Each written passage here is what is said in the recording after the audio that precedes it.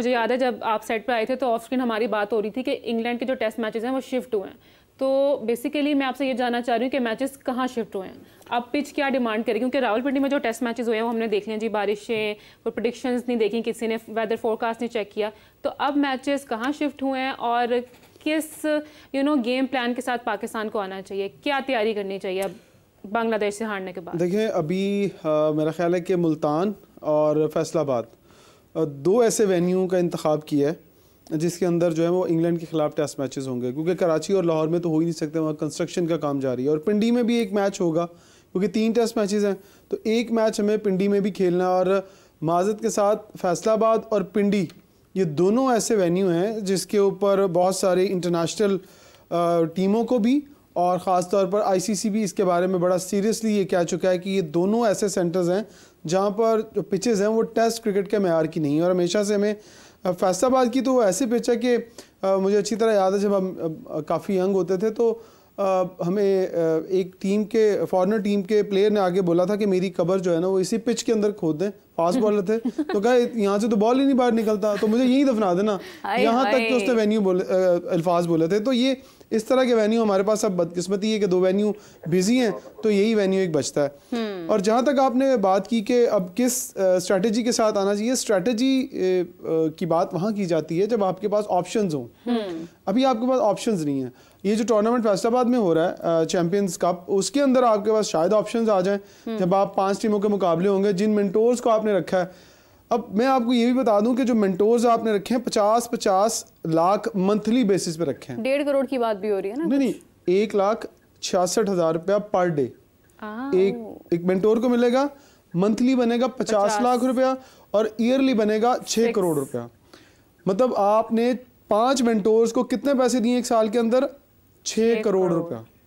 6 करोड़ ये चला गया। और उसके बाद आप कितने पैसे फर्ज करें, एक टीम में 35 प्लेयर वो कह रहे हैं पूल रखेंगे 35 का, उसके साथ कोचिंग स्टाफ भी होगा, कुछ लोग और भी होंगे, तो 50 लोग हो जाएंगे। मैं मिनिमम कॉस्ट लगा लेता हूँ 2 लाख रुपया आप एक प्लेयर को मिनिमम कॉस्ट में दे रहे हैं, 50 लोग, तो एक महीने का यहाँ पर 1 करोड़ ये चला गया। साल के कितने चले गए? 12 करोड़। अब 5 टीमें हैं तो आप 75 करोड़ ये इन्वेस्ट कर रहे हैं। और मेरा ख्याल है कम से कम 1.5 से 2 अरब रुपए का प्रोजेक्ट है। वीरा भी है 1.5 से 2 अरब रुपए का प्रोजेक्ट और सिर्फ 150 प्लेयर्स के ऊपर।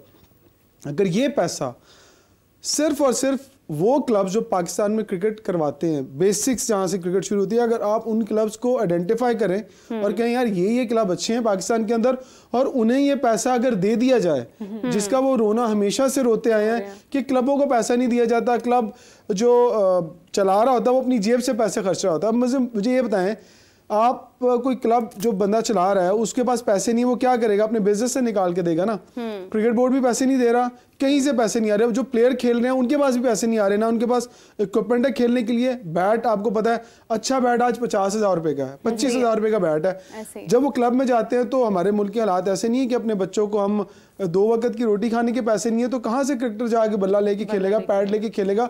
बॉल्स की बात बता रहे थे, 1.5 लाख रुपए का ग्रेस का बॉल है, कोकोबरा का बॉल है जिसकी हम बात करते हैं। तो पाकिस्तान क्रिकेट बोर्ड वहां इन्वेस्ट क्यों नहीं कर रहा? उन क्लब्स को पैसा क्यों नहीं दे रहा? आपको अगर 5-6 अरब रुपया एक साल का आईसीसी से आता है और इस तरह के प्रोजेक्ट तो सिर्फ 5 लोग आके आपसे 6 करोड़ रुपया ले जाएं। मिसबा 50 लाख रुपए महीने में काम करेंगे, शोएब मलिक 50 लाख रुपए महीने में काम करेंगे, सकलैन काम करेंगे, सरफराज काम करेंगे, तो इन लोगों के पास क्या पैसा नहीं है? क्या ये लोग अगर इन्होंने सर्व ही करना है तो आप नीचे आके करें ना। नीचे बहुत सारी टीमें, इससे नीचे अब कहाँ जाएं? फिर स्कूलों में जाके सर्व कर स्कूलों में नहीं। देखिए अंडर 16 अंडर 17 हो गई है, अंडर 19 टीमों के साथ इनको लगाएं। कल शोएब मलिक से ये सवाल किया गया कि आपको पता है कि आपको 1,66,000 रुपये पर डे दिया जाएगा, तो ये इतने पैसे आप ले रहे हैं तो आप क्या श्योरिटी देते इस बात की?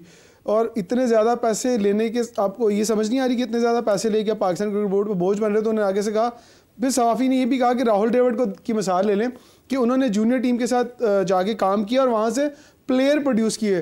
तो शोएब मलिक ने उन सहाफ़ी को भी, आगे से बड़े सीनियर सहाफ़ी हैं, उन्हें कहा कि जनाब आप क्या सैलरी नहीं लेते हैं अपने चैनल के अंदर? तो मैं भी पैसों के लिए आ रहा हूँ और राहुल द्रविड़ तो बहुत पैसे लेता है। तो कंपैरिजन किसके साथ शोएब मलिक कर रहे हैं? राहुल द्रविड़ के साथ। राहुल द्रविड़ का और शोएब मलिक का बजाते कोच या मेंटोर कोई कंपैरिजन नहीं है।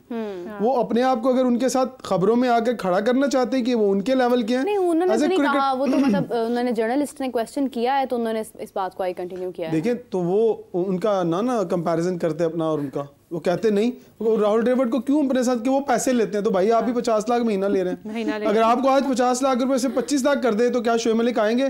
क्या मिसबा ने जो लास्ट जॉब छोड़ी थी वो 35 लाख रुपए पर मंथ वाली छोड़ी थी, आपको ये बताता चलूं, और अब उनको जो जॉब दी गई है वो 50 लाख रुपए पर मंथ। क्या आपने इतने सिनेरियो के अंदर मिसबा को कहीं पाकिस्तान क्रिकेट के लिए कंट्रीब्यूशन करते देखा है?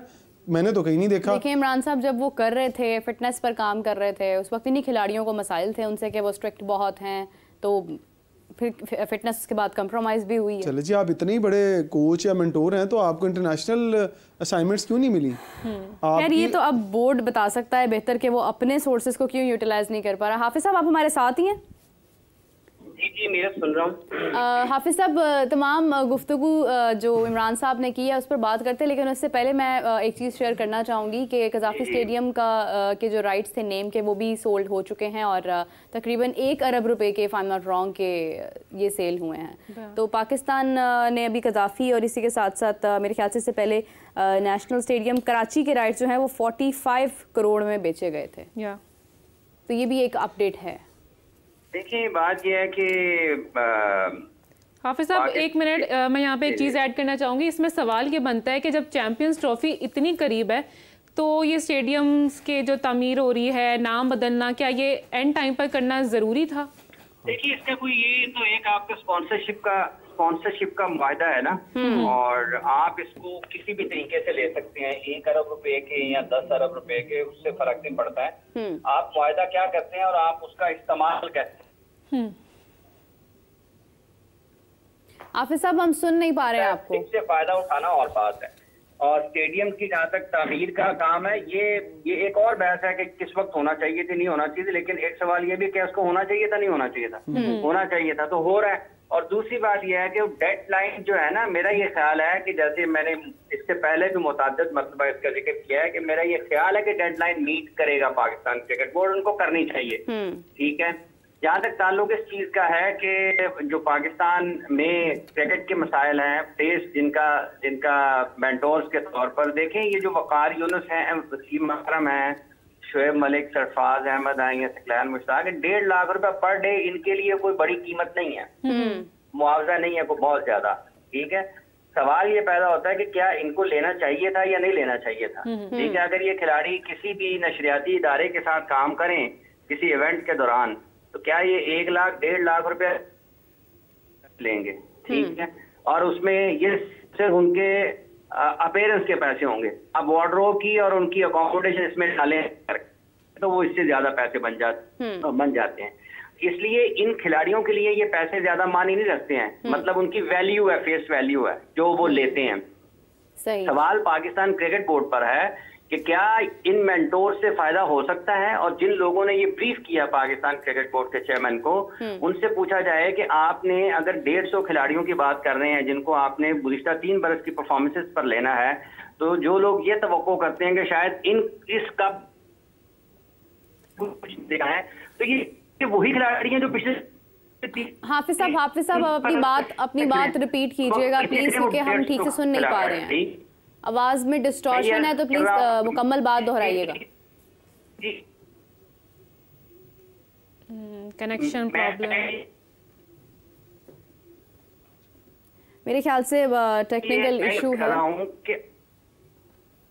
टेक्निकल इशू है, बारिश की वजह से आवाज़ नहीं पहुंच रही है हमारे तक। अब आप देखें आवाज़ नहीं पहुंच रही है तो मैच क्या ही होगा। बहुत इंपॉर्टेंट पॉइंट था, उसको डिस्कस करना बहुत ज़रूरी था, लेकिन आवाज़ जो है वो इस वक्त इमरान आप क्या कहेंगे? जिस पॉइंट पर आप सब बात कर रहे थे कि ये पैसे कम नहीं, मतलब ये पैसों की वो वैल्यू नहीं है पर डे। अगर 1.5 लाख रुपए की बात करें तो मैं यहाँ पर थोड़ा सा एक डिसएग्री इस बात से करूँगा कि ये सिर्फ आपको 1.5 लाख रुपए पर डे दिखाई दे रहा है। क्या ये सारे के सारे 365 दिन अवेलेबल भी होंगे आपको? जब ये कॉन्ट्रैक्ट साइन हुआ होगा तो आपको नहीं लगता कि शोएब मलिक ने अपनी सारी शराइत लिखी होंगी कि भाई जिस दिन मेरी कमेंट्री होगी या मैं किसी नशरियाती इदारे के साथ टच में आऊँगा तो मैं आपके साथ काम नहीं करूँगा और मैं लीव कर जाऊँगा। और फिर आपको क्या लगता है कि शोएब मलिक सारा एक टूर्नामेंट के दौरान तो दिखाई देंगे, लेकिन जब टूर्नामेंट नहीं होगा, जब ट्रेनिंग सेशन हो रहे होंगे, जब रिहैब के सेशन हो रहे होंगे, जब उनकी मेंटोर का जब असल काम होता है वो आफ्टर द टूर्नामेंट होता है, तो क्या आपको लगता है कि शोएब मलिक, वकार यूनिस वहाँ अवेलेबल होंगे? वकार यूनिस तो यहाँ रहते भी नहीं है। बहुत इंपॉर्टेंट बात आपने रेस किया। ये तमाम लोग नेशनल टीवी पर बैठते हैं, ये तमाम लोग, इसमें सरफराज खेलते भी हैं। हाँ। और इन्होंने अपनी इंटरनेशनल लीग, देखिए शोएब मलिक लीग्स के अंदर भी जाते हैं खेलने के लिए, तो क्या 365 दिन के लिए बाउंड किया गया? आप ये मत देखें कि 1,50,000 रुपये पर डे है, लेकिन ये देखें वो कितने दिन पाकिस्तान में नहीं होंगे, लेकिन उन्होंने पैसे पर डे के हिसाब से लेने आपसे, आपकी सैलरी वो डिसाइड कर दी गई है। ऐसे आपको नहीं लगता कि ऐसे बड़े क्रिकेटर्स को जिनका नाम है उनको इसीलिए ये मेंटोरशिप दी गई है ताकि जो चैंपियंस कप है इवेंट जो है उसका थोड़ा सा हाइप बन जाए? हाइप माजरत के साथ, अगर आपने हाइप बनाने के लिए, टूर्नामेंट की हाइप बनाने के लिए आपने उनको इतना पैसा देना, तो फिर आप पहला दिन ही फ्लॉप हो गए। फिर आप क्वालिटी नहीं, आप मार्केटिंग कर रहे हैं, आप क्रिकेट की बेहतरी नहीं कर रहे हैं, आप अपनी मार्केटिंग कर रहे हैं, इसमें तो कोई शक नहीं। आप मार्केटिंग कर रहे हैं, आप अपना ब्रांड बेच रहे हैं, तो पीएसएल तो है उसको पहले बेचे ना आप। वो बेच रहे हैं, वहां से पैसे कमाए, यहाँ भी पैसे कमाने की पड़ेगी आपको। जिस बेताबी से हम लीग्स खेलते हैं, जिस बेताबी से हम तमाम लीग्स खेलते हैं, हमें इंतजार होता है कि हमारा नाम भी इस लीग के अंदर आए और हम खेलें, तो वहां से तो साफ जाहिर होता है कि हम सिर्फ पैसा कमाना चाहते हैं। कल मैं आपको ये बात बता दूं, आज आप ये बात याद रखिएगा कि जितने भी मेंटोर्स रखे गए हैं वो 365 दिन अवेलेबल नहीं होंगे। किसी ने फैसलाबाद में काम करना है, किसी ने लाहौर में करना है, किसी ने सियालकोट में करना है, किसी ने मुल्तान में करना है, तो हम तो जाके सर पे नहीं बैठेंगे ना, या आप जाके देखेंगे कि आज मेजबान ने हाजिरी लगाई है, आज टीम के साथ हैं। हाँ। वो तो जो कोचिंग स्टाफ रखा है, काम तो उन्होंने करना है। वो एक रिपोर्ट दे दिया करेंगे ऑनलाइन शोएब मलिक को, वकार को, कि सर ये आज की रिपोर्ट है, इतने प्लेयरों ने ये परफॉर्म किया, ये हमारे पास डाटा आया, ये फिटनेस लेवल है, तो वो आपको गाइड कर दिया करेंगे।